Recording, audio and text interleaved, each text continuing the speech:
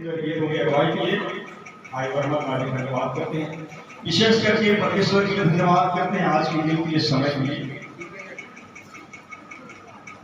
आज से हमारा थोड़ा मात्रा में बाइबल अध्ययन चलेंगे और इसमें हम कुछ बातों को सीखेंगे, महत्वपूर्ण बातों को सीखेंगे। तो आज मैं जो बताना चाहता हूँ या आज जो हम सीखना चाहते हैं वो बात हम सब के लिए हो सकता है कि एक नई बात होगी। बहुत बार हम बाइबल प्रचार के माध्यम से बहुत सारी बातों को सुनते हैं, लेकिन आज हम कुछ ऐसी बातों को सीखेंगे जो सचमुच में हमारे लिए अत्यंत ही महत्वपूर्ण है। और मेरे साथ निकाल लीजिए मत्ती रखी सुसमाचार 3 वचन 13 से 17 तक। मैं पढ़ देता हूँ, अपने अपने बाइबल में से लिखेंगे। मत्ती रखी सुसमाचार 3 अध्याय वचन 13 से 17 तक। यहाँ लिखा है, उस समय यीशु गलील से यरदन के किनारे यूहन्ना के पास उससे बपतिस्मा लेने आया, परंतु यूहन्ना यह कहकर उसे रोकने लगा, मुझे तो तेरे हाथ से बपतिस्मा लेने की आवश्यकता है और तू मेरे पास आया है। यीशु ने उसको यह उत्तर दिया, अब तो ऐसा ही होने दे, क्योंकि हमें इसी रीति से सब धार्मिकता को पूरा करना उचित है। तब उसने उसकी बात मान ली और यीशु बपतिस्मा लेकर तुरंत पानी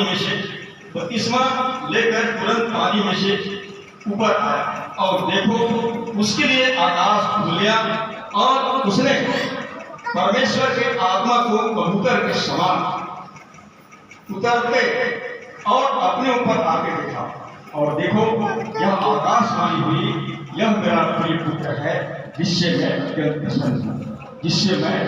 प्रसन्न हूं। प्रियो,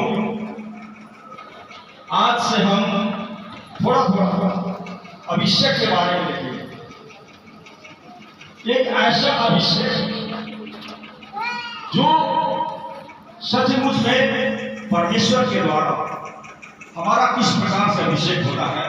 जितने लोग मसीह में बपतिस्मा लेते हैं उसका किस प्रकार से अभिषेक होता है, किस लिए अभिषेक होता है, ये सब बातों को देखेंगे थोड़ा।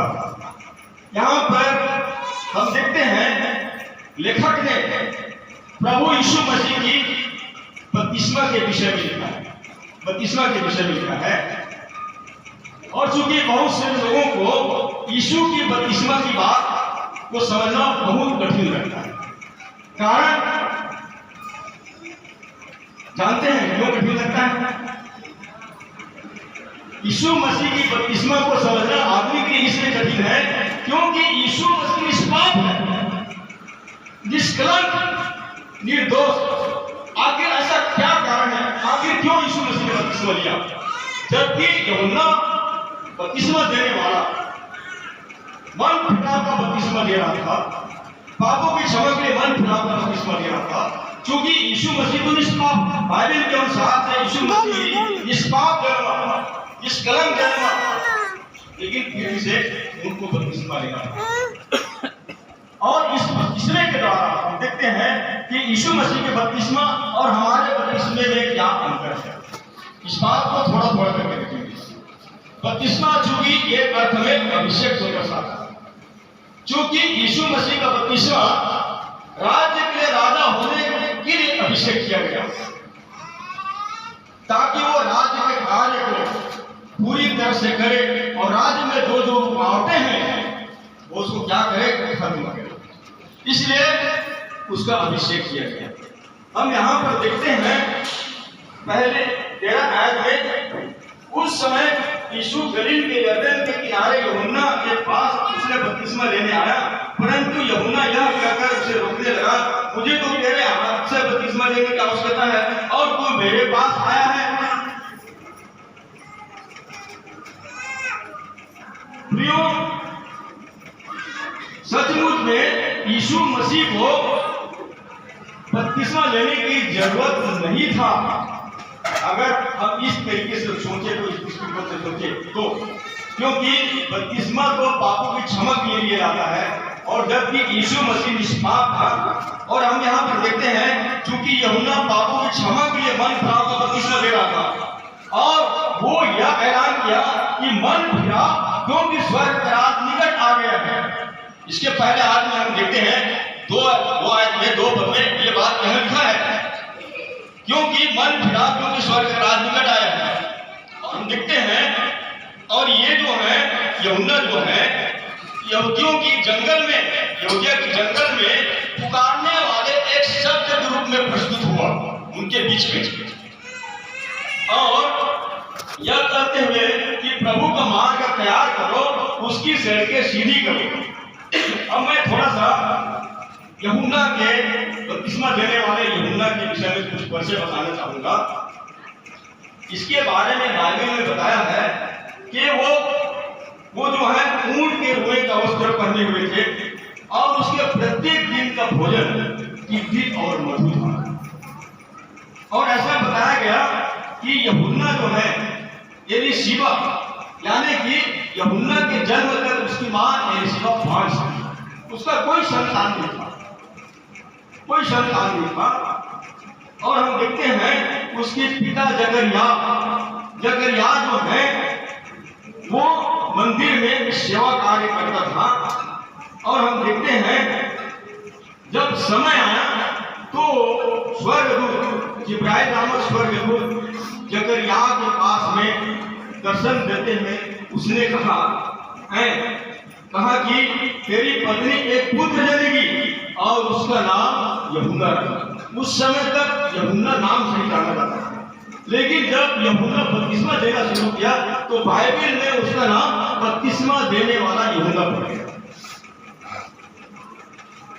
वो बपतिस्मा देना आरंभ किया, इसलिए उसका नाम बपतिस्मा देने वाला यूहन्ना पड़ गया।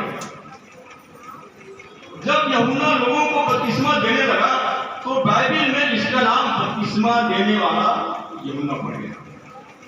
अब पद 13 के अनुसार हम देखते हैं, जब यूहन्ना बपतिस्मा दे रहा था तो यीशु वहां पर आता है। यीशु वहां पर आता है और यीशु को देख करके यूहन्ना स्पष्ट कहता है, मुझे तो तेरे हाथों से बपतिस्मा लेने की जरूरत है और तू मेरे पास बपतिस्मा लेने आया है। हम देखते हैं जब यीशु मसीह यूहन्ना बपतिस्मा देने वाले के पास आए, यरदन नदी में सब लोग बपतिस्मा ले रहे थे। अब यीशु मसीह भी आया तो यूहन्ना बपतिस्मा देने वाले ने साफ साफ कहा, मुझे तो तेरे हाथों से बपतिस्मा लेने की जरूरत है और तू मेरे पास आया है।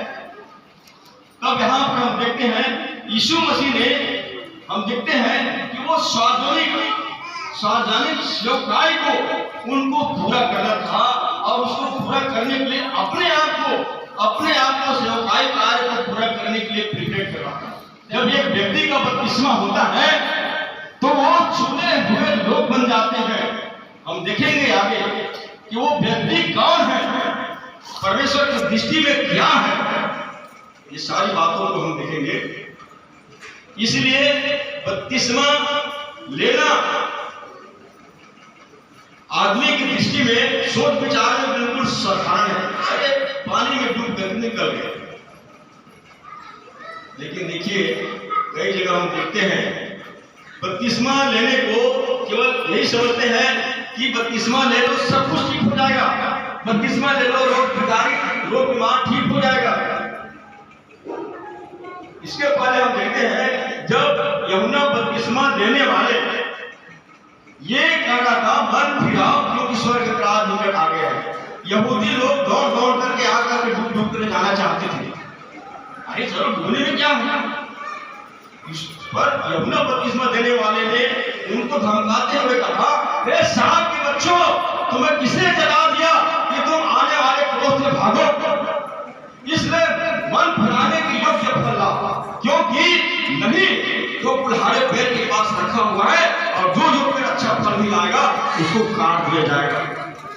कितनी बड़ी बात है प्रियो, हम चाहे कोई क्यों न हो, बपतिस्मा लेने के बाद में हमें और भी अधिक परमेश्वर की संगति में बने रहने की जरूरत है, प्रार्थना में बने रहने की जरूरत है, बाइबल अध्ययन करने में बने रहने की जरूरत है। नहीं आगे हम देखेंगे और कुछ बहुत सारी बातें हैं कि यीशु मसीह को किस तरह से शैतान करता है, क्या हम उसके योग्य बन सकते हैं। हमारे जीवन के हर पहलू में शैतान जो है हमारे विषय में चौकन्ना हो जाता है, जब हम बपतिस्मा नहीं लिए रहते हैं तो हमारे विषय में कोई बात नहीं होता है, लेकिन जैसे ही हमारे लिए बात पुष्टि हो जाता है कि देख पिता इसने मुझे स्वीकार कर लिया है, यीशु मसीह ने कहा ना यदि कोई मुझे मनुष्य के सामने स्वीकार कर लेगा तो मैं भी स्वर्ग के दूतों के सामने पिता के सामने स्वीकार करूंगा। ये बात की पुष्टि हो जाता है तो हम उस समय से क्या हो जाते हैं, परमेश्वर के घराने के लिए हो जाते हैं। हमारा एक अभिषेक हो जाता है कलीसिया के कार्य के लिए, गैर कार्यों के लिए नहीं। ये सारी बातों को हम समझेंगे लेकिन थोड़ा थोड़ा करें। आज के लिए बस इतना। सुनने के लिए आप सबका धन्यवाद।